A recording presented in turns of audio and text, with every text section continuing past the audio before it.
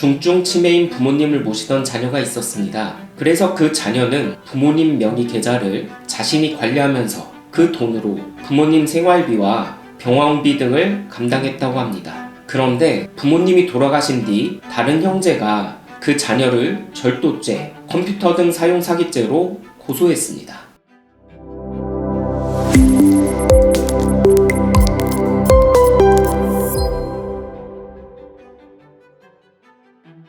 안녕하세요. 법무법인 더 스마트의 친족간 형사사건 전문 변호사 장호식입니다. 오늘은 중증 치매 부모님을 모시던 자녀가 부모님 계좌에서 돈을 인출, 이체해 사용했다가 형제에게 고소당한 사례를 바탕으로 그 행위가 정말 효도로 정리될 수 있는지, 아니면 절도죄, 컴퓨터 등 사용 사기죄로 처벌될 수 있는지 법리적인 관점에서 객관적으로 짚어드리겠습니다.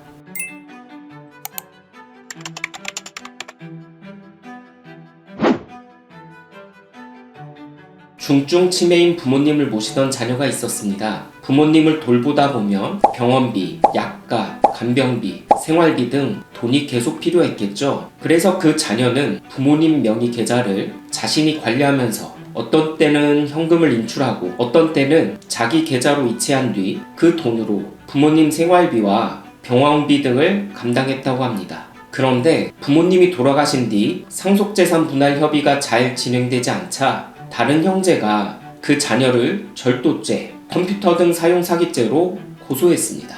부모님을 모시던 효자였던 자녀가 정말로 사기꾼이 될 수도 있는 것인지 지금부터 핵심만 정리해드리겠습니다. 먼저 지난 영상 내용을 복습해보도록 하겠습니다. 부모님의 승낙 없이 부모님의 계좌에서 계좌 이체를 하거나 송금을 하는 경우에는 컴퓨터 등 사용 사기죄가 될 수 있고, 현금을 인출하는 경우에는 절도죄가 될 수 있다는 영상 내용 혹시 기억나시나요? 결국 두 범죄 모두에서 공통으로 중요한 포인트는 하나입니다. 바로 부모님이 그 돈 사용을 승낙했는지 또는 자녀에게 처분 권한을 위임했는지입니다. 그런데 오늘 사례의 부모님은 중증 치매였습니다. 여기서 사건 난이도가 갑자기 올라갑니다. 치매는 하루 종일 동일한 상태로 고정되는 것이 아니라 소통이 되는 시간과 어려운 시간이 섞여 반복되는 경우가 있습니다. 그래서 많은 피의자와 피고인들이 우리 부모님과 소통이 원활할 때 허락을 받은 것이라고 주장합니다. 그런데 수사기관이나 법원이 중증 치매 환자의 승낙이나 권한이임 사실을 잘 믿어줄까요?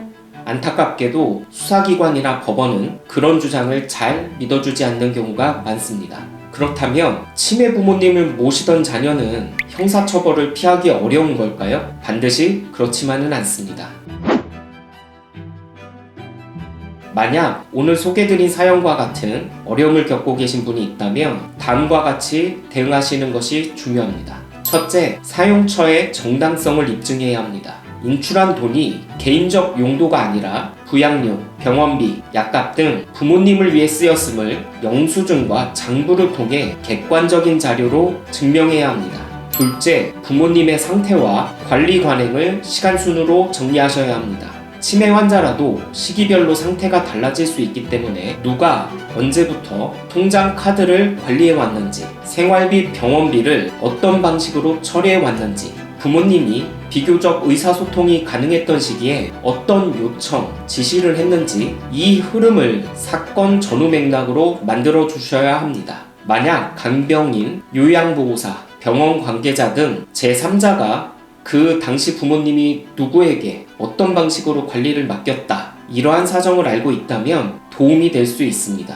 셋째, 갈등의 배경과 고소의 동기도 함께 정리하셔야 합니다. 실무에서는 상속재산 분할 분쟁이 본격화되면서 과거 거래 내역이 뒤늦게 문제되는 경우가 많습니다. 따라서 왜 지금 이 시점에 고소가 제기되었는지, 당시 형제 간 역할 분담과 부양의 실제 경위가 어땠는지까지 포함해 사건이 단순히 절도, 사기의 프레임으로만 흘러가지 않도록 전후 사정을 정리하시는 것이 중요합니다.